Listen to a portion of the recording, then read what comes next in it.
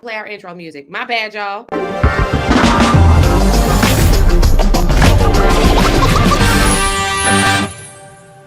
Now, good morning, everybody, and welcome to the Up Zone, where understanding politics is made simple. We are your two hosts, even though my co-host has walked away from the camera. We are your two hosts. I am Tisha S. Waddell, former City Council representative for the 3rd District of the City of North Carolina. I'm joined by Mr. Elmer Floyd, former House Representative for the 43rd District of the State of North Carolina. We loved what we did as elected officials. We truly love what we do as political teachers. That's what I think we are, Mr. Floyd. What you think? We teachers? Well, I just still consider myself as a doormat. We just public servants. Yeah, I mean And we everybody. serve in whatever capacity the Lord allows. Anytime anybody come in, from the rain, they just wipe their feet on me before they come inside the building. I'm just a doormat. Listen, speaking of public servants and doormats, let's start off with the most important part of our program, because the doormat is truly one of the most important parts of the front part of your house, because it keeps all the crap from getting in, Yes. or a lot of the crap. So, Mr. Floyd, what are our announcements? Let's go ahead and block some crap. What's our announcements? We have an announcement today at 1:55. The vice president would be at Westover High School on the Vice National President Kamala Harris will be at Westover High School. High School. Okay. And it's an invitational type thing. So those who did not fill out the form, it's not likely that they will be accommodated today. So please do not rush over to Westover High School thinking that you will be permitted to get in and see the vice president. You That have is all not how time. security works, and that is not how this event works. And then the other one, uh, this was before your time. It used to be a place in Fayetteville that used to call the Tree, What's and the tree? Vic's Drive In. It used to be a big oak tree that everyone would go there and sit and fellowship and eat the kind of food, the African American food. They're gonna have a similar thing at the Festivity Park this Saturday from 4 to 7. So if you want to see how Vic used to cook, they are going to do this from 4 to 7 at the Festivity Park Okay. there on Woody Avenue. So those are the two announcements this week. So if you have an invitation, please go. One of my friends is going because he wants his niece to see her, and he had some concern. I said, "It's not about you; it's about your niece that she wants to attend. To see the president. So something, vice president. So He it's had something some that, concerns because he's on the opposite side of the ticket, and well, he just had some, some concern. But I shared with him, it's not about you; it's about your niece. Something that she could, really live with for the rest of her life. right, So it's a good event. It's a good event, right. and it's a good Okay, well, event for the choir. It's a good right. event for the choir because they already know what they're gonna sing and know the songs that they have selected in November the 5th. So it, Let if me you translate for our audience, Mr. Floyd, because you speak in riddles. So essentially, what you are saying is this is an event where people who have already decided which side of the ballot they wish to mark are going to hear the person that they have already decided to support speak, which is the case for most rallies. Like, rallies are attended by people who are in support of that candidate. Typically, it's not often that you will see somebody go to a rally because they're trying to find out what are you all about. Speaking of which, Mr. Floyd, what is a good way? I was having a conversation with someone, and we were talking about ways that people can inform themselves about who these candidates are. What do you think that is a good way? Let's just start at the national level. What's a good way for people to educate themselves as to who these candidates are? what he's given today, there's a lot of electronic information out there, and there's many media sources that they could, you know, can tune in. And Mm-hmm. then again, there's a lot of electronic versions of newspapers that you can review. And to see, first of all, put your what you expect, you know, your own issues on left hand side of a sheet Right. and put theirs on the right hand side of the sheet, and then you drop down and see uh, can those candidates deliver to you. And I always say to you, can those candidates, based on your issues, be Amazon? And if they I, can't be Amazon, do you really need them? yeah, Right. Mr. talk Floyd, at I want to show something um that I think is relatively interesting. Okay. So if you will permit me, I would like to let me see if I can. There we go. I want to show, let me see how I can get there. Hold on. Hang on just a second, Floyd, because I have pressed the wrong button. Okay, here we go. I want to share my screen because even as you were just talking, I thought about it because you said technology and it made me think about this. So, to our audience, I want you to know that there are so many different tools available to you. Tell me when you can see my screen. I can. Okay. There are so many different tools that are available to you that will permit you to be able to do different types of high level research. Now, again, high level because you will still need to go and verify this information. But, Mr. Floyd, as an example, let's say, let's look at the two candidates that we have right now. So we are a part of the Black community, right? So let's say we were trying to figure out who we wanted to support in this election, and we wanted to know specifically what type of economic policies. Let's talk economic because economy is a big hot topic, right? It's Hmm. all about the money. Well, let's say we wanted to know specifically what type of economic policy or movement each candidate has made on behalf of, let's just say, the Black or Brown community.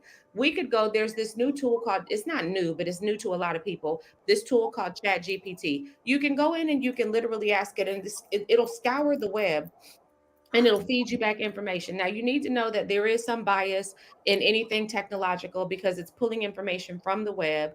Also, you need to still verify the information, but you could very simply say, provide information about what Donald Trump and Joe Biden independently have done during their presidency to advance the economy for Black and we'll say Black and Brown people. List it in, let's not even do that. We're just gonna leave it there.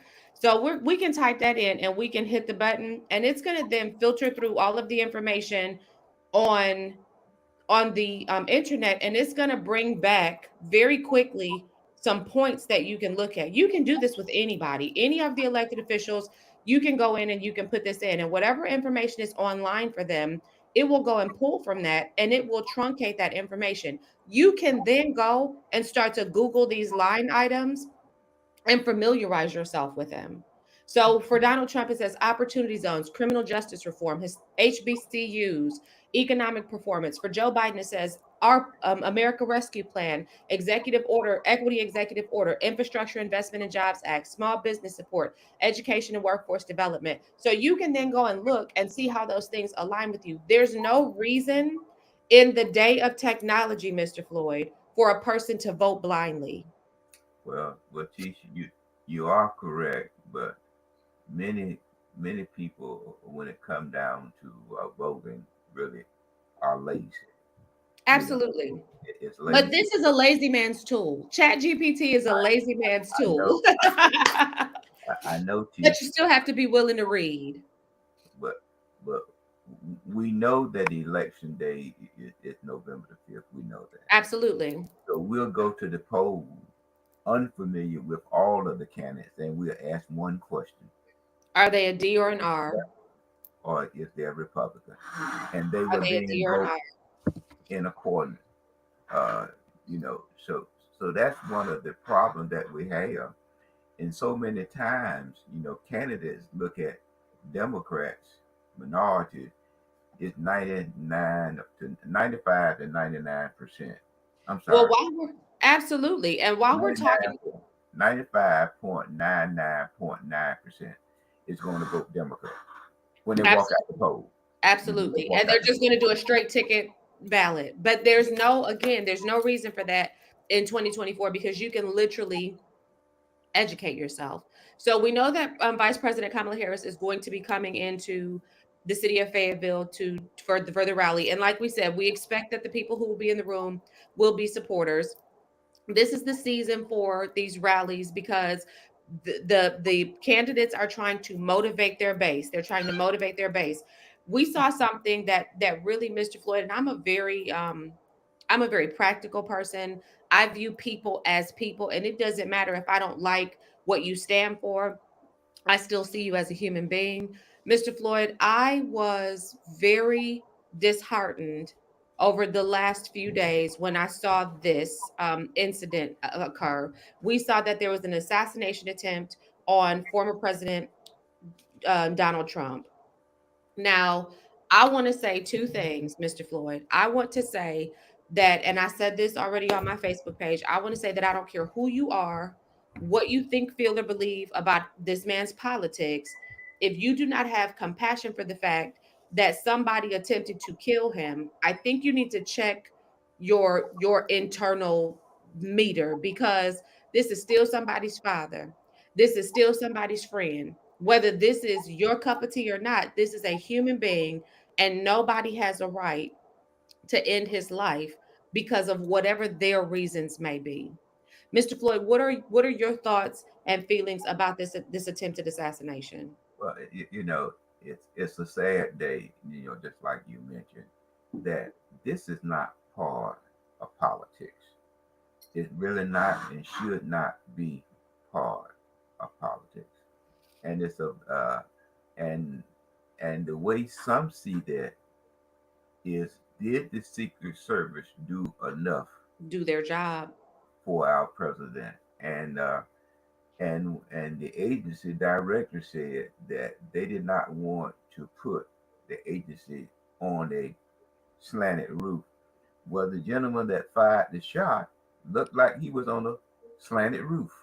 And Mr. And Floyd, so I'm just, you let me know, tell you, Mr. Floyd, I think that they dropped the ball. But there's always the perception that when these things occur, hold on, Mr. Floyd.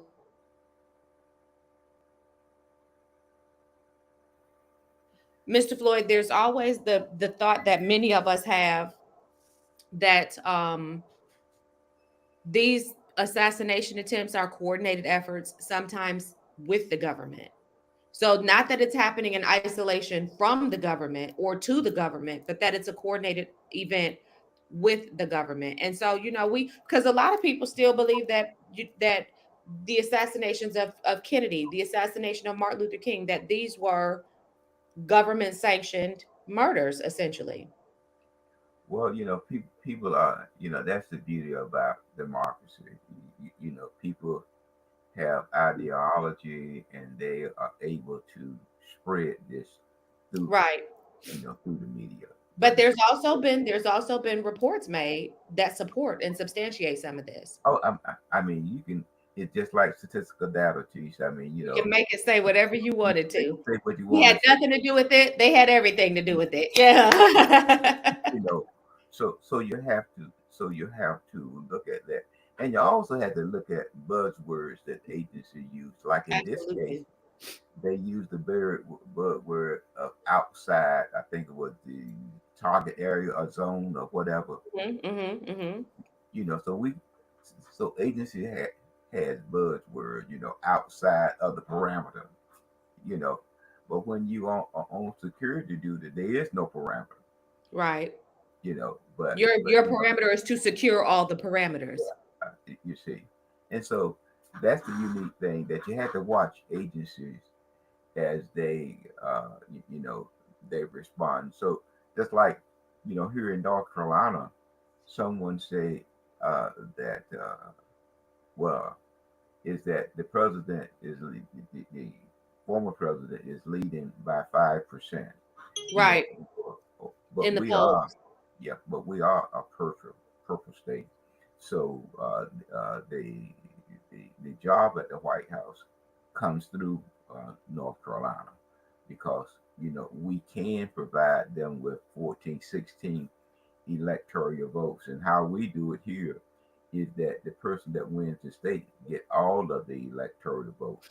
Like some states split the electoral votes. So that will move. I think it's 272 that it need 272 is 270 that electoral votes that it would need to secure hold the off secure the office.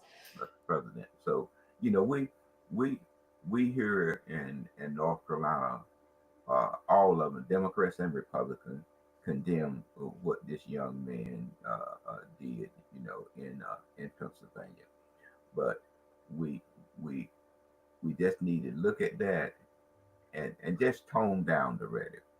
Just And that's the thing, tone the rhetoric down. And Mr. Floyd, I'll tell you this, speaking of conversations and commentary, I've been listening to a lot of varied perspectives and points of view. And one of the common threads, that themes that keeps coming out of this image in particular that we see on the screen, is that many of the commentators that I've heard have indicated that this is such a powerful image. When you, if I have a branding background, that is my niche. I am the brand girl. I can tell you how to build a brand. I can tell you what an unsuccessful brand will look like. I will tell you immediately when I saw this picture that this was a beautifully branded picture for heroism in the United States of America. And if that face would have been anybody else's face, other than former President Donald Trump's face in this picture, the vast majority, even of Democrats, would have looked at this and said, this is a solid picture of strength and solidarity for the United States of America. Because in the face of facing the imminent threat of death, after having just been grazed either by a bullet or hit by shrapnel in his face by an attempted assassination, this man stood up, put his fist in the air, with the American flag as the backdrop, and called for Americans to continue to fight. And I think that when you think about something like that, many people would ask themselves, if it were, again, if we remove the toxicity of the rhetoric behind who is in this picture, many Americans would look at this and would feel a sense of pride in in their Americanness, based upon the strength that is exuded in this picture. do you recall this image at one of the Olympic Games, track and field? At the Olympic Games. One of the track and field Olympic Games. Oh, when listen, when the black person won and threw up the and got in trouble for it. But even think about that. But all black Americans were like, "We're with you." It invigorated that imagery, and that's why I Yeah. said, put any other face on it. It evokes a sense of, we are with you. And I think that a lot of commentators that I've heard have said that they believe that this imagery is the reason that President Trump will be successful in this election. Well, you know, and it goes back to that we talked about as it relates to my party. There's 212 or 213 members of the House, and Mm-hmm. there's 49 or 50 senators, or some Mm-hmm. senators, the party, some representatives of the party that you don't know about. But we have a small minority of representatives that is asking the president to step down, and then we Right. have large Do you donors. think it's a small minority that's asking privately, or I mean, publicly, or do you think it's a They're small public, minority in totality? they're public, but you have, like in the House, you have 18. Let's say roughly you have 195 that's not saying anything. Right. They're Roughly, not saying anything, but what are they saying? I mean, they're not publicly saying, you know, Right. okay.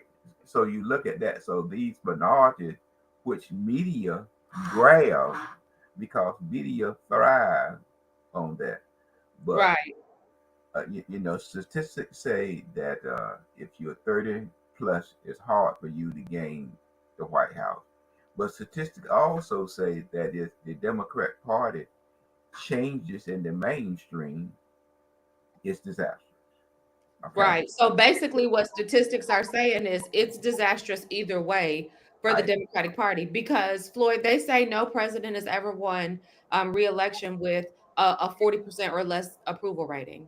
Well, and they also With said less on than the other 40 hand that if you change it to mainstream, you're not going to be Right. successful. So how do So they say, and I don't think this is a cuss word when I say this because I think it's a real word, but the word damned if you do, damned if you don't. I mean, but the thing that gets me though, Teach, seeing how our party operates, seeing how our party operated here in the state of North Carolina, when Hmm. we knew that Robert Morgan was going to run for the governorship of this great state. And they didn't But they our didn't governor came down and endorsed Stein.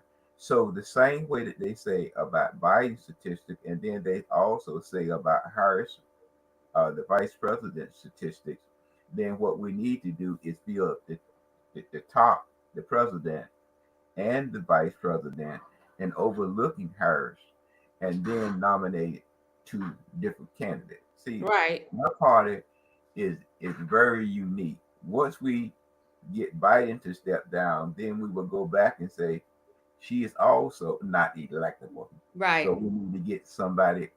I mean, it's just manipulation. Right.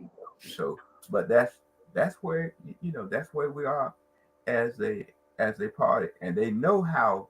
One thing that they know how to do well and skillful is how to manipulate the minority community. Right. I mean, they have a unique Lord knows skill set. Right. How easy we are to be manipulated. Right. Mr. Floyd, I want to go back to something because it's really in my head now. I love that you brought this up. When you said, do you remember that image from the Olympics? Mhm. Do you think that for us as Black folk, that this says something specifically to us, Yes, that it doesn't say to anybody else? yes. Do you think that whether cognitively or consciously or not, do you think that when Black folks see this imagery, it evokes a connection for them in a positive manner? Well, Teach, I tell you what, yes and no, and no and yes. I recall when I was running for office, and it was an environmental issue. Okay, they sent it to uh, to my constituents, and it had a fist. It had a black fist. I remember So that. but our community didn't even see what was taking place. They didn't even see what was happening They didn't even see what was happening. But it was sent uh, in my district to encourage the voters to not vote to against support you. me. So That's right. it's politics, and it's how you know they are able to manipulate our community. And the key thing of it is, Tisha, if you don't mind me saying I don't it, is mind. about how certain individuals uh, do that and also get access, you know, to key individuals, you Let's know. talk about access. Let's Okay. talk about access. But before we move into that, because that's what I got queued up next is access. But let me ask you this very quickly. Do you think that former President Trump in this moment had enough time to think about, let me induce this imagery to play on this emotion? Well, it was not the former president. It was the media. Okay. That's the one that the media selected, to show. That there was also pictures that had blood running down Right. in his face. But this is the one that they chose, and it also showed unity for his party. So this is the one that they chose. There was numerous other pictures that they could show. So why do you think that we see the media switching over to a more conservative to pushing more, because I'm gonna tell you, it feels to me like the media is switching up on your party because even when everybody after that first debate, when all of the media correspondents were like, "Ooh, we need a new candidate," we'd never seen that before What in Tish, my lifetime. again, Tish, again, it's the media. Why and are they doing that? Because typically the media has typically been very left leaning and has really protected the agenda of the left. I mean, it depends on which station that you tune in on. I mean, if you look at Fox But this News, was CNN, Floyd. CNN is well, typically left leaning. but many of them wants to give you people bounce upon the negative. That's what they look at, and you know, I just wish that the person who is going to cast that vote in November, Would do our like research. would do our research. And I always say to you, Tish, and I joke at you about this from time to time. If you're not going to be Amazon, you know, I can't use you. Right. Democrat, Republic, Undervillage, Green Party, Great Party, the Robert F. Kennedy There's Party, nothing I can do with you if you can't deliver. if you can't deliver, I And I mean, don't care because what party you are. Can you drop I'm that already paper? doing bad. I'm already doing bad, Tish. Right. I don't need for you to help me do bad. Right. You see. So when you really look at it, the Democrat and the Republican, we're still going to have the same issue as middle class people or lower middle class people or the poor that we had irregardless. Okay, gasoline still going to be $3.59 a gallon. Is it? Well, it is But still going to be. let's now talk about access, because see, access changes things for certain people. It might not change things for everybody, but it'll change things for certain people. So, Mr. Floyd, because there are people who have gotten very wealthy just based off of having access. Yeah, yeah. I mean, Now, I can that just. wealth is confined to them and theirs.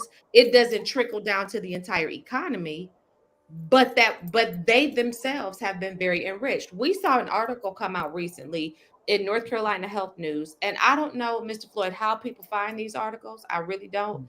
One day I want to sit down and I want to pick some brains and find out, what are you reading to find out to find all this stuff. Well, Tish, you just have to take time out of your day, to just stroll. I call it stroll. You know, Okay. And instead of scrolling Facebook, you've got to scroll news yeah, sources.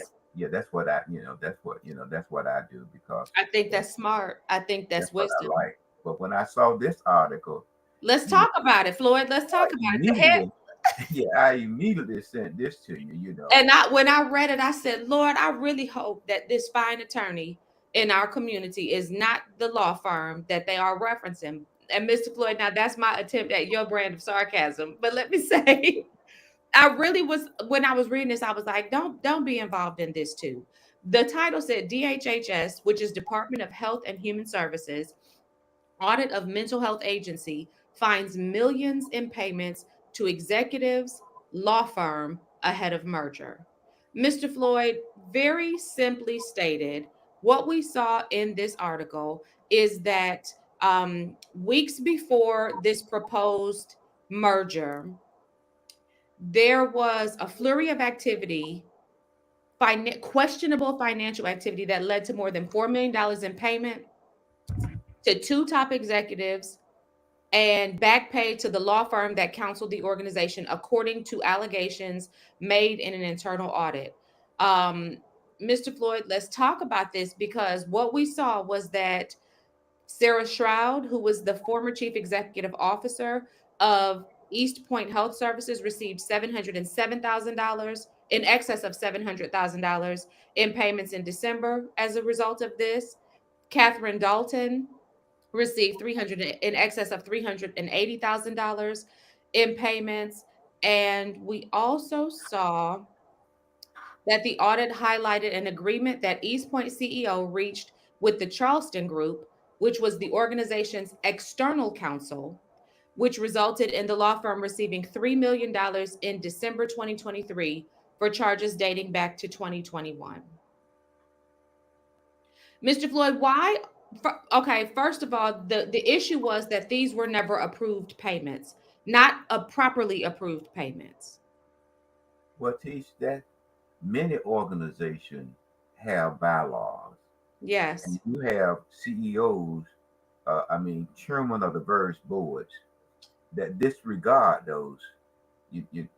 those bylaws that are set up to govern the organization. We have that here locally here in Fayetteville with one organization. But the board member failed to realize that they are just as responsible for the action of the person that disperse this Right. without the approval of the board, because it clearly states in many organizations that such payments or such action must be approved, you know, By uh, the board, by the board. which Okay, did not happen in this event, which makes these payouts questionable. questionable. And when you look at it, and when I read it, and I thought about Karen McDonald, the city attorney, it just dawned on me how much money she was making, and when she went to Raleigh, how much money, and she has a staff of 20, I think it's 20 plus. Let's Of talk people. numbers. But before we get to the numbers, let's kind of go through this timeline so people can understand what was wonky. So in December, what happened was there It's was a Christmas bonus. That's all it is, critiques. right, It's but there was this, it was a Christmas bonus. It was a good Christmas bonus. But there was a restructuring that was happening that said organizations needed to merge, right? So mhm, DHHS went through and they said, we need to clean some of this up. And so they started pushing forward merger agreements. And as these merger agreements were coming down, this is my understanding. You correct me where I'm wrong.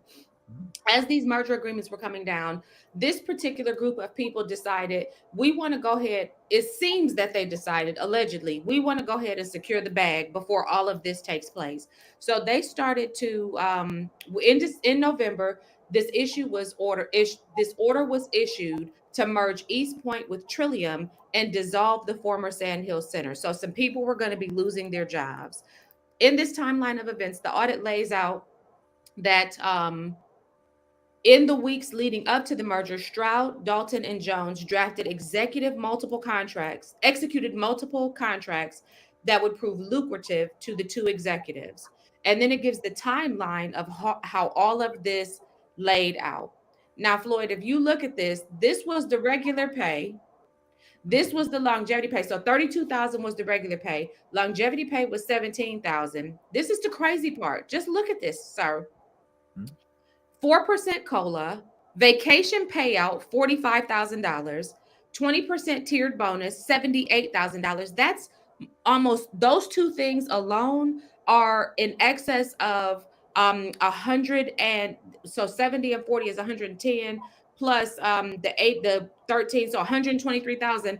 That's almost four times the regular pay amount. Then you've got a 25% bonus and a 25% bonus, and then a severance payment of $437,000. If your regular pay is $32,000, how in the Helsinki are you getting a severance payment of $437,000 for a total of $805,000? That's a lot of money. Then it goes on to say Christmas. Merry Christmas. Then it goes on, and these are and to put a real, like a real exclamation point on this, people need to understand these are tax dollars. Yes. They're not being paid from collecting revenue by providing a service. These are tax dollars being spent out in this way. So then when you go on 12 minutes later, the audit says that Shroud signed an agreement guaranteeing Dalton the 383,000 if her title was reclassified resulting from a merger. The interesting part is that both of these women had been told earlier that the merger was imminent. So they knew a merger was coming. But Mhm. they tried to make these documents seem like they were just in case, but they knew this was happening. So then we go back and we look and we see that the law firm of Charleston Group, ahead of this public announcement in 2023 that the two LME MCOs would consolidate, the audit reports that Shroud also authorized contract changes that were favorable to the Charleston Group. East Point's external, Bonuses. Christmas bonuses. but Mr. Floyd, why would a board make changes to contracts favorable to their attorney? What is the relationship between this board and the attorney? Now, this is the question that I've been asking and that I've been asking our community to ask this board in Fayetteville. What is the relationship between this board and this attorney that they would make changes to a contract that's favorable to them in the amount of $3 million for work on charges backdated to January 2021. Floyd, we broke this down. We broke it down. Let's look at these numbers because it sounds innocuous when you just think about a law firm and $3 million. It sounds innocent, right? But when you really, No, you said no? no, because no, to me, when I look at, Because you can count, Floyd. yeah, I mean, I look at the city staff itself. I think it's 5 or 7 attorneys. Then I look at what Karen went to Raleigh as she left the city. She was at $294,000, and I looked at the base pay for the city attorney. That's one, and also, the county attorney. The amount of money that they paid here, they could have had their own legal staff. Let's Of, talk about it. Let's talk about it. so I mean, 3 million. So that's 1.5. That's $1.5 million a year to provide part-time. Remember that, part-time counseling. Absolutely. Absolutely. So I'm going to share my screen. Can you see my screen? No, I can't see it. Okay, tell me when you can see it. Okay. Okay. This is the yearly amount, right? Roughly, but I see 1.5 because of the 3 million. So 113 is good. So let's just pretend, and it's a little more than this. That's what you're saying. It's actually a little more than this. So when we look, and I know y'all see all these different screens, so I'm gonna shut this down. Now you just see this number, right? When we look at this number, Mr. Floyd, this number indicates the amount per year, a little less than the amount per year that the Charleston Group was paid. 1.38 million. Okay, again, sounds innocent if you're not looking at the numbers. But when you really tell me when the number changes, Mr. Floyd, when you really start looking at these numbers and you begin to understand what is being said here, you notice immediately that something is awry. Because this now, can you see it? It's 115. That's your monthly number. So we're saying that every month the Charleston Group was paid $115,000 by this county organization to execute legal services. The city attorney for the city of Fayetteville, their range, let me pull that up because we've got that. Their range was, I'm going to close this. 100,000. Is about $100,000 per year, and they're dedicated to the city to provide those services. This is part-time work, $115,000 a month. Mr. Floyd, but it gets more interesting because when you break it down even further, you end up with this amount per day. This is your wait. I'm gonna go to week. This is your per week amount. What do you see there, Mr. Floyd? 2.6.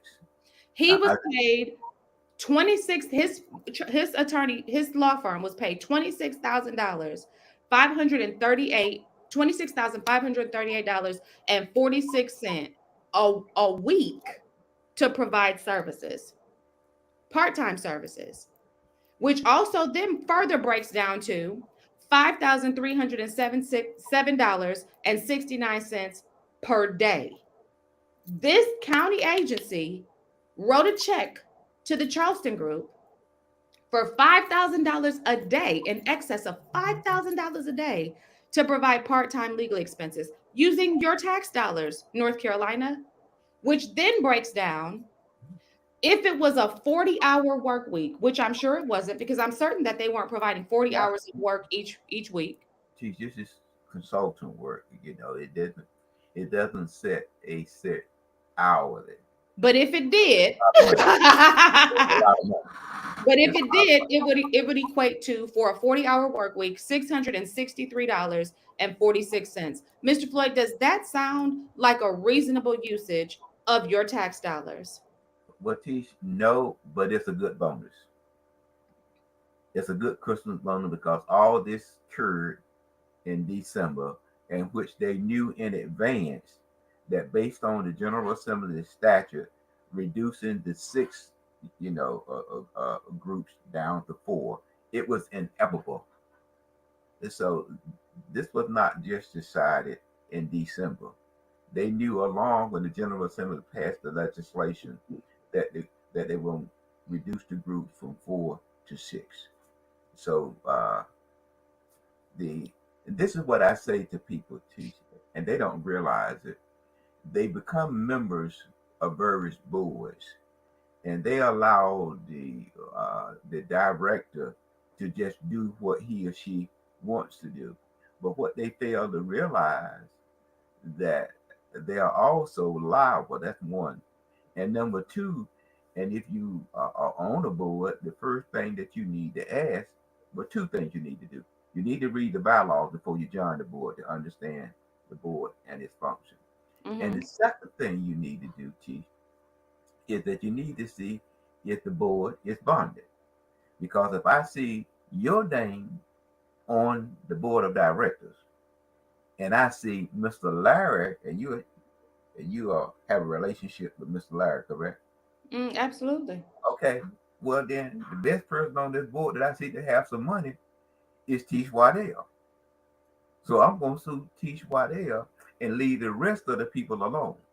I appreciate you asking me also to make sure that the boards that I was on were bonded. And I did ask that question and I did learn that they are. So Okay. thank you for that question because I like that you said if they're not, get off immediately because I Get don't off. want to. Yeah. Oh, because Now, who you going to sue?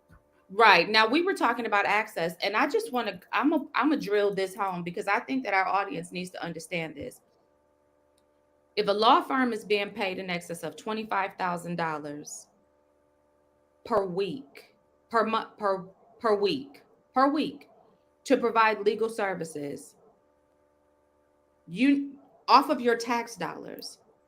We need to understand that this organization could have literally employed a whole group of attorneys to serve at their pleasure full time for less than what they employed one attorney group to serve at their pleasure as a consultant, most likely on a part-time basis.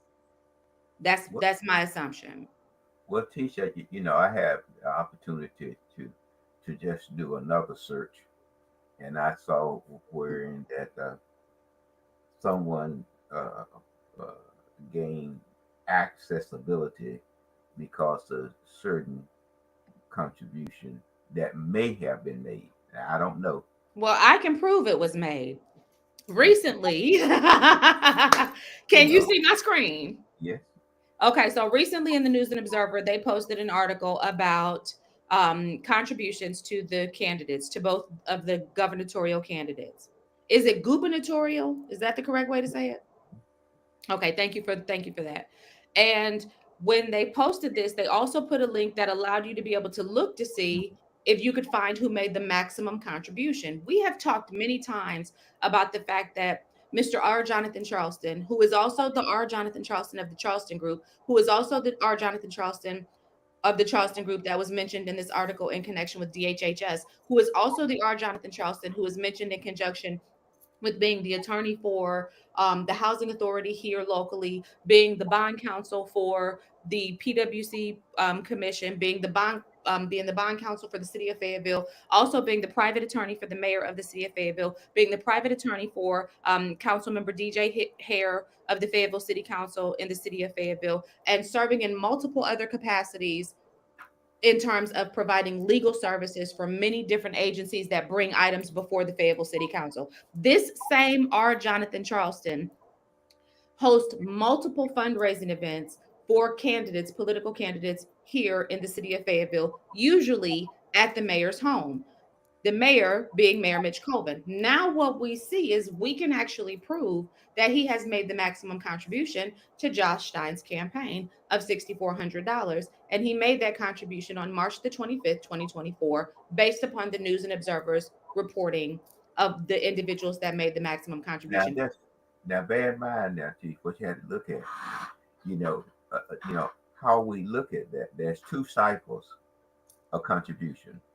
One is the primary cycle, and then the second is the general.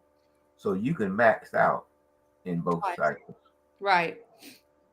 Okay. But he So can most certainly afford to make a $6,400 contribution because his law firm was just paid at least $3 million by DHHS with these questionable payments. So most certainly this is a drop in the bucket. But Mr. Floyd, I went and looked at another very prominent member of our community, and I wrestled with whether or not I wanted to say this person's name because they're not political. So I'm not going to say their name. They are political, but they're not, they they don't show up in this same way. But there's another very prominent member of our community who is a developer who was also on this list of having given Josh Stein $6,400. And what people don't know is while Mr. Floyd, you as an individual can only give $6,400, you can take $6,400 and give it to your mother and allow her to make that donation, or give it to your employee and let them make that contribution. So this Yeah. could be a very I large advise fee. you. I advise you not to do that because nothing negative, Tish. I only make $34,000 a year. So for me to give a $6,400 contribution, Is very questionable. it's not even logically. Is So very questionable. so it becomes a questionable contribution. You know, Absolutely. But it's only questionable if somebody raises the question. yeah, But Mr. Floyd, I think more than anything, this conversation was intended to provoke our viewers to think about again these connections, because money provides, these contributions provide access. access. They provide access. See, there's a certain things that people say about politicians. One, help me, direct access. You know, if you provide me the phalange support, then you can call my secretary at any time at your pleasure. Right. And if you don't help me, then what I can possibly provide for you is good government, and that's what happened over in the North Street Extension area, where this attorney is representing the firm that wants to rezone 3 acres. I mean 3 lots. Right. So what the third is that I provide for you, teach good government. Right. So so you know we we have to be concerned about that. And but Yeah. I say that this was done for anyone. This is better than any Christmas bonus for anyone that you get $3 million. $3 million. So spoke. Now the hardest thing of it is you didn't invoice in a year. 2 years. I mean, I mean, I mean, uh, you two know, years. that's and then the other That thing means of you're doing very well. If you can provide $3 million worth of services and not worry about being paid for it until the crap's about to hit the fan, you're doing very well. Because in my business, I'm a small business owner. I cannot go 2 years without my clients paying their invoices. well, the key thing also teach at the state level, those persons who are doing the injury cases, you know, you are going to have to provide a financial sheet about how many times you touch this case. Right. And Well, Mr. so, Floyd, let me ask you a question because I'm not a lawyer and I don't want to misrepresent anything. What is the average hourly rate for legal services? it depends on the case itself, teach. I Well, mean, let's do a little Google. Let me do a little Google we search. say anywhere between 150 and 250 an hour. And it depends on the case itself. And then some cases just have a set fee. For legal consulting fees. Like For it depends on the um nature of the case now. huh? It depends on the nature of the case. I'm gonna say Like for public service work. Because this is like, oh, Mr. Floyd. Let me show you my screen. Hold on 1 second. This is funny to me. Okay. Can you see my screen? yes, Hourly rates in North Carolina. Lawyers in North Carolina typically charge between $84 and $392 per hour, with the average being $254. For comparison, District of Columbia has the highest average hourly rate of $392. So, Mr. Floyd, this man is doubling the District of Columbia's rate, and they have the highest. He is a genius. But Tish, you have to look at it. You know, given your relationship across the board, you know, I mean, you have to go and look at who have accessibility Okay. to the various organization that you wish to appear before. That's key. Yeah. That's key. You see, Yeah. yeah, I mean, I like I like you, and I know that you're a very good person, but I'm not gonna hire you for a plumbing job and you doing heat and air. Yeah, and I'm gonna definitely hire you if I know you're a get it done kind of person and you'll get it done by any means necessary. But again, I want to leave our audience with this question. Why would this board, what is the relationship, the dynamic that this law firm has with this board where they would enter into this type of agreement in this questionable of a manner? So that's just the question that I have. I don't know if we'll ever get an answer to that, Mr. Floyd, but it's certainly the question that I have. What do you want to leave our audience with today? I know, Mr. Floyd, I know they probably say these people always talking about Jonathan Charleston and his law firm, but Now, it's really always something to talk about. well, it's something to teach when you look at, I look at it from a taxpayer dollar standpoint of view. Everyone should make a decent and meaningful salary, so I don't have any problem with that. But the way I, I mean, the $3 million, that's no problem. But for the board to approve it, for the chairman to approve that without the full board approving, that's my point. He can That's make the issue. $3 million. Yeah, That's that's the he issue. can make And that's where the questionable nature, because none of this would have even made it to the news if it would have followed the proper process, which takes me back again. Why do these boards seem to continue to be circumventing process? And why is this attorney always tied to that circumvention? because the board members become relaxed and they don't look at the policies which govern them. They develop a friendship relation with the person that's in charge, and Yeah. they allow that person to And go sometimes under. they just take the word of their legal counsel or their advisors without going back and actually looking at it for themselves. But that's the reason why you have a board to make sure that these things are done in proper, Right. with whatever policies and procedure that you have, set up.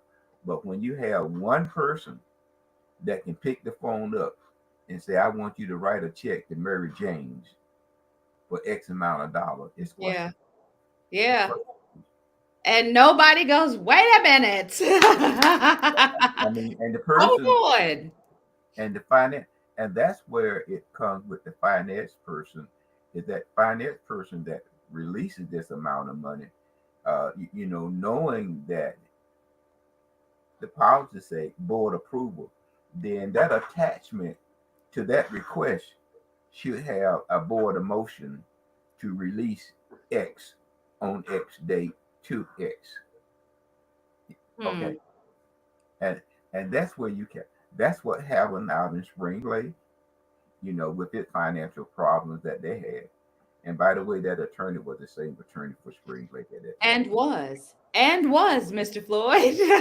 And as Okay. soon as look, and as soon as the LGC came in, he resigned that position. I don't know if you remember that or not, but it was very, very close in the timeline where he was no longer the. He no longer. I think it was, but before he departed, I think he made a suggestion about a program that was equal $6,000. So, but it's all business teaching, but we have to be careful. I'm gonna say this because in our community we are experiencing the same thing as a board.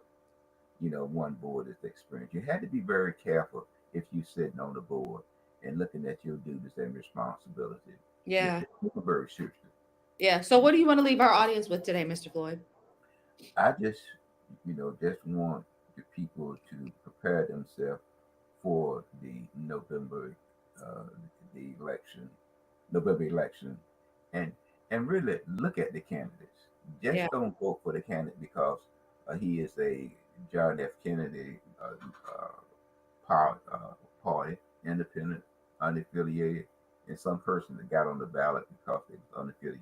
Look at whether or not those persons can can deliver, to you. We are a tier 1 community, Which means we are poor. Our community is classified as poor. so we need all the help that we can get. Absolutely. And Mr. Floyd, I think what I'd like to leave our audience with, sometimes when I'm reading my Bible, something will really challenge me or check me. And I really got a gut check when I was reading, and I'm still kind of sitting with this. But in First Corinthians, I think around the seventh chapter, Paul was talking to the people, and he in his letter, and he was saying, like basically where you are, just be content where you are. Like if you're married, stay married. If you're single, consider staying single. And what you really need to be trying to do is work to serve the Lord. And what when I went and looked at the commentary, this is the part that challenged me, Mr. Floyd. When I looked at the commentary to see what all that was meaning, it was basically saying stop trying to change your economic standing. Stop working so hard to change your economic status. Stop working so hard to change your social status, and work more to change your spiritual status. Because at the end of the day, the economic status and the social status, yeah, they may be nice. It may be nice to have a whole lot of money. It may be nice to be regarded as a person of high status, but what is the thing that's really going to last and endure, and it's going to be your spiritual status. So it checked me because I've spent a lot of my life, my adult life, trying to be wise and change our economic status. I wanted to be a wife at one point. I wanted to change my social status. Now at this point in my life, I really want to focus on my spiritual status, and I want to implore all of the people that are listening to consider that and ask yourself, what is the most important thing to you? Is it your station in life, or is it your station spiritually in life, like your economic and social station or your spiritual station? I think with the things that we've talked about today, Floyd, particularly with this law firm and with those two members who gave themselves these huge bonuses, they got caught up trying to allegedly change their social status Now, or their financial. economic status. Okay. Right. Right. And I think this is the result. The Bible tells us that money solves all matters, but the love of money is the root of all evil. So Floyd, I just want to implore people to worry about yourself and worry about your soul, and Well, stop worrying so much about your pockets. well, teach. I have a friend that we talk on a regular basis now that we have solved our differences, and I said, well, they talked about my savior, Yeah. you know. So you think they're not gonna talk about you?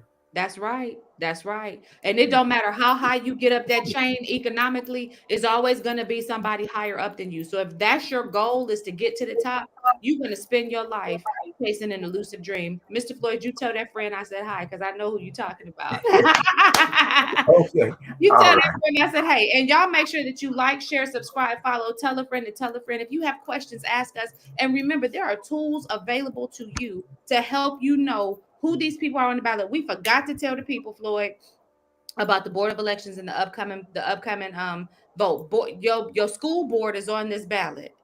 So they are in the process now. School board members are in the process of going down to the Board of Elections, putting their name down to want to run again, either for reelection or to seek election. So pay attention. We'll keep you posted on that as we go. We appreciate you guys for tuning in. Thank you for helping us to grow this channel. We see incremental growth every week. Thank you guys for helping us. Floyd, you want to say anything before we play this outro? No. Okay, y'all be cool.